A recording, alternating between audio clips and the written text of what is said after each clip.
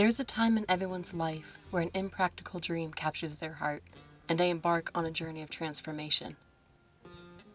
That is how I found myself on a dirt road on mile 10 of a 1,000-mile ride. The dream? A horseback ride through the Rocky Mountains to discover the philosophies of horsemanship found there. As we headed out over the dirt roads, this undertaking's depth and grandeur sank in an intense mixture of exhilaration and fear. Everything I needed for my trip was strategically placed on my person or Calypso, with resupply rations set up along the trail. As may be true with many ventures, the exhilaration was paralleled with a monotonous plod of reality. This was no epic western with a grand gallop into the sunset. If we were to sustain ourselves, it would be at the speed of a thought-inducing walk. The expedition was all mapped out to ride between 15 to 20 miles a day, covering everything from hot open plains to arduous mountain climbs. Our first stretch was well known to both Calypso and me. The goal for the day was to get within a day's ride of the mountains. We had a gracious host at CR Paradise Ranch, marked as our first stop. After a full day of riding, and just before a summer downpour hit us, we arrived at the ranch and got settled in for the night.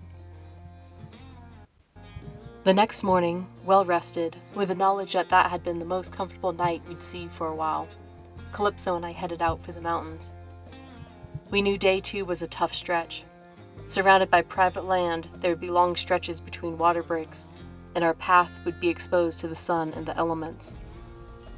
We worked through the morning, reaching our landmarks as expected. Now came the stretch without water till we reached the mountains and our campsite. It was reasonably easy going, although frustrating to have fences forcing us miles further than otherwise necessary, and blocking us from the ponds and streams that dotted the landscape. Then we reached the big ascent into the mountains. As we followed the winding dirt road, water became a more pressing thought. We had to make it to public land and then find our water source. I dismounted Calypso to help reduce her load, and we continued to trudge up the mountain. It was an incredible relief when we finally saw Pike National Forest sign and the map of the Rampart Range trails. I looked over our options and decided on a trail that would take us closest to the water. When on unfamiliar paths and with increased thirst, the minutes began to stretch, and a touch of panic entered my mind. At this point, I was pushing Calypso to the edge of what I was comfortable with. The sun was setting, with still no suitable campsite or water. After taking a moment to gauge the landscape, I caught a cool scent of water coming from an abandoned trail leading downslope of the main trail. We followed this and saw an area that had obviously been camped in many times before. And further beyond, the scent of water was stronger. We made our way around the bend to come across an abandoned quarry turned into a large pond. Calypso got a well-earned drink, and I refilled my water bags, then turned back to set up camp for the night. Before anything else, I untacked Calypso and evaluated her condition and needs. After this extra long day, I noticed her lower back was a bit sore. Being a bit sore myself, I sponged her down with the water from the quarry and got her grazing while I raced the sun to finish setting up camp. Finally, Calypso and I settled in for a very welcome rest. The next morning, I went to care for Calypso and prep for another day on the trail. After getting her a morning drink from the quarry pond, I began my morning evaluation before tacking up. The night's rest had done nothing for Calypso's back, and it was worse off than before.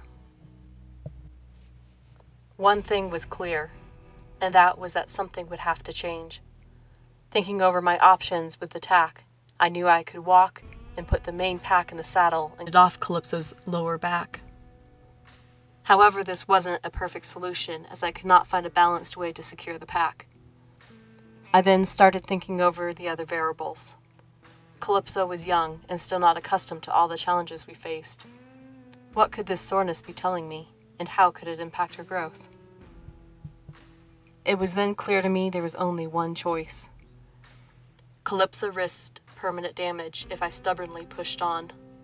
This was an expedition for knowledge, not something worth impacting her for life. Frustration began to fill my mind as I realized the journey, just in its beginning, was already coming to an end. We made our way to higher ground, contacting a friend and setting up a rendezvous point. That point, however, was still 15 miles out. With the sun only getting more intense as time passed, I headed out on foot, with Calypso faithfully beside me. We both moved at a steady yet determined pace. Back down out of the mountains, I could feel my esteem sinking as we went down in elevation. Where had I gone wrong in training? The numbers all worked on paper.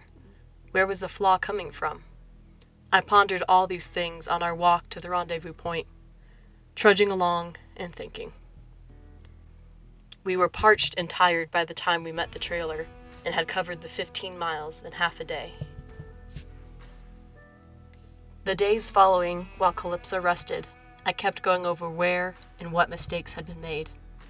It was clear that my quest for knowledge was more important now than before.